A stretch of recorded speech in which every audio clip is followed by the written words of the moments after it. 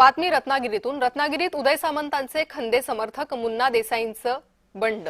हातखंबा जिल्हा परिषदेतील उमेदवारीवरून वाद झाला। ऐनवेळी सामंतांनी शब्द फिरवल्याचा देसाई यांनी आरोप केलाय। देसाईंना बंड महागात पडण्याची चिन्ह आहेत। मुन्ना देसाईंच्या जुन्या फाईल्स पुन्हा उघडल्या गेल्या। देसाईंवर तडीपारीची टांगती तलवार आहे।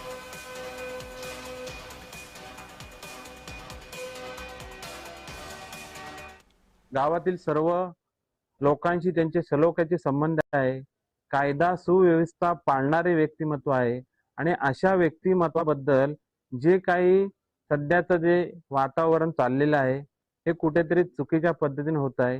या व्हिडिओच्या माध्यमातून मी रत्नागिरी जिल्ह्याच्या जिल्हाधिकाऱ्यांना सुद्धा माझी विनंती आहे, रत्नागिरी जिल्ह्याचे पोलीस अधीक्षक त्यांना सुद्धा माझी विनंती आहे की ह्या सर्व गोष्टीचा आपण जवळून थोडीशी माहिती घेऊनच पुढची कारवाई करावी।